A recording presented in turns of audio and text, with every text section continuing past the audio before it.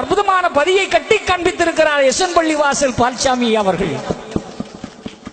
ஐயா செய்கின்ற சிறப்பு, மாகாளி பிள்ளை ஒரு காரியத்தை நினைச்சு கால முன்ன வச்சா ஜெயிப்பா, தோக்கிறதே கிடையாது. உண்டா இல்லையா சுப்பையா கோனார் ஐயா? உம்ம மீசையே சொல்லுதியா, நாம யாருக்கும் தலைவணங்கிறவ இல்லை. என்ன வைகுண்ட சாமியை சிறப்பிடிக்கும் போது எதிர்த்து கேட்டவன் பூவண்ட கோனார் தானே, அந்த தில்லு அவங்கிட்ட தானே இருந்துச்சு. யாதவ இனத்தை சேர்ந்த அந்த மனிதனுக்கு தானே யாரையடா பிடிக்க போகிறான் அப்ப கிட்ட கேட்டான், அண்ணன் கிட்டே கேட்டான். நீ அவனை போய் சாணான்னு நினைக்கிறியா? அவன் கடவுளடா அண்ணா, எவ்வளவு சிறப்பு சொன்னான். அப்ப அங்க நான் யாதவன் அவன் ஆடாரு பார்த்தானா, அந்த சிறப்பு அல்லவா விடுவார் ஐயா. அப்ப அவ்வளவு சிறப்பு பெற்ற பிள்ளை.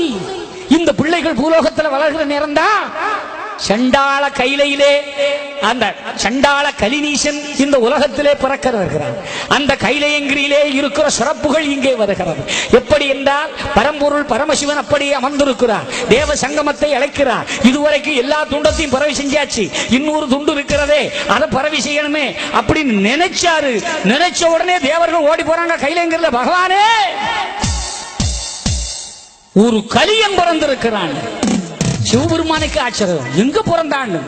பூமியிலே தலைகீழாகவும் கால் மேலாகவும் ஒரு கட்டை முண்டமாக பிறந்து கிடக்கிறான். உடனே சிவபெருமான் பார்க்கிறார். அப்படியா ஆண்டா அவர் எந்திரிச்சிட்டார்.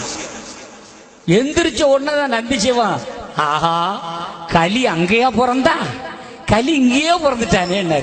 சிவபெருமான் என்ன சொல்லுகிற நந்தி பின்ன என்ன, உட்கார்ந்த இடத்திலேயே அசையாது அகிலத்தையே காப்பாற்றக்கூடிய அசையாத மூலவர் சிவபெருமானே அசைந்து விட்டார் என்றால் கலியன் இங்கேயே பிறந்து விட்டானே, ஆட்டி படைத்து விட்டானே.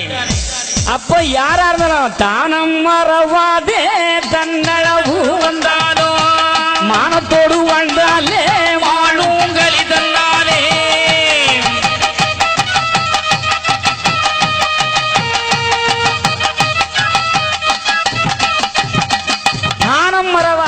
யார் யார் எந்தெந்த பதவியில இருக்கிறீங்களோ அதை விட்டு விலகாத. கேமராவில் இருந்தா கேமராவை செய், அதான் இல்லையா? கண்டிப்பா. அதே மாதிரி போட்டோ எடுக்கிற கேமரா அதை மட்டும் கரெக்டா மட்டும் நீ ஆனந்துக்கு வேலை செய்ய நீ போப்படாது. உண்டா இல்லையா? கண்டிப்பா. அவர் இந்த கேமராவை தூக்கப்படாது. ஏன்னா இருக்கிற பொறுப்பு ஒவ்வொருத்தருக்கு இருக்கு, அதை சிறப்பாச்சு. அவரவர் பொறுப்பு அவரவர் செய்யணும். இப்போ சுப்பராயபுரத்துக்கு ஜெகவீர பாண்டியன் தலைவரா இருக்கிறார்னா அந்த ஊர் நல்லா இருக்கிறதுக்கு என்ன செய்யணும் எப்படி செய்யணுங்கிற சிந்தனையிலேயே வாழ்ந்து கொண்டிருக்கின்ற மனிதன், அதனால சிறப்பு பெறும். கண்டிப்பா. தடம் புரண்டத்துல போச்சு. செல்லி ஜுவல்ஸ் அதிபர் தங்க நகை விலை கூட கூட சரி பரவாயில்ல சேதத்தை கொஞ்சம் குறைப்போம், மக்கள் பாவம் இல்லையா, 10 ஜகத்தை குறைச்சு கொடுப்போம், பாவங்கள் புழைக்கிட்டு அப்படி இப்படி நினைச்சு சிறப்பா செய்யணும். ஐயா உண்டியா வாங்க வாங்க மக்கா வாங்க வாங்க. இது சிறப்பு. தலைவரா இருந்தா தலைவர், ஒரு கவுன்சிலர்னா கவுன்சிலர் இருக்கணும். அதே மாதிரி ஒரு நாட்டுக்கு நல்ல செய்யணும். சிவச்சந்திரன் பிரச்சாரம்னா என்ன கஷ்டம் இருந்தாலும் அதுல அவன் சரியா செய்யணும். அதுதான் அவரவர்கள் தன்னுடைய நிலையை உணர்ந்து இருக்கணும். இப்ப கச்சேரி கேட்க வந்திருக்க நீங்க அதுல கரெக்டா இருக்கணும். கச்சேரி மட்டும் தான் கேட்கணும், வேற சிந்தனை இருக்கக்கூடாது, இருந்துகிட்டு உறங்கக்கூடாது. அதான் உறக்கமே வரக்கூடாது. தானம் மறக்க கூடாது. சிவபெருமா என்னது மூலவர், அசையாதவர். நாராயணன் தான் உற்சவமூர்த்தி, அப்பப்ப அவதாரம் எடுத்து போய்கிட்டு இருப்பாரு. ஆனா அவரே அசைந்துட்டாரு. ஒன்னு நந்தி செஞ்சிருவா, அங்கல்ல தானம் அழிந்தது ஈஸ்வரரே, இங்கே தான் அழிந்ததே. உடனே சிவபெருமானுக்கு ஒரு மாற்று இல்ல, அதுக்கு என்னது அவன் தாங்க வருவானே. ஆனா நந்தீஸ்வரன் அகத்தீஸ்வரனை பிறவி செய்கிறார்.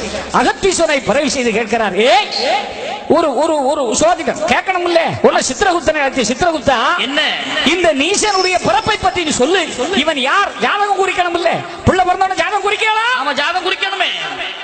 குறிக்கலா இல்லையா? குறிச்சோம்.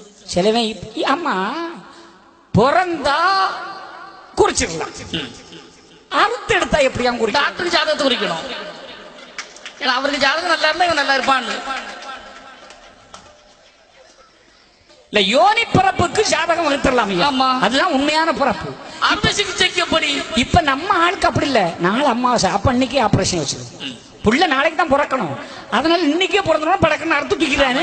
மாங்காய் கையில் வச்சு பொழுது வச்ச மாதிரி. அதனாலதான் இன்று நிறைய சாதகங்கள் பொய்யாகவே போய் கொண்டிருக்கும். யாராலும் கணிக்க முடியாது. ஆபரேஷன் பண்ற குழந்தைகளுக்கு தயவு செய்து நீங்க ஜாதகம் எழுதாதீர்கள். அது சரியாக அமையாது. அது சரியாக அமையாது. அதனால ஐயா சொன்ன மாதிரி ஜாதகத்தை நம்பாத, வைகுண்ட சாமியை மட்டும் நம்ப.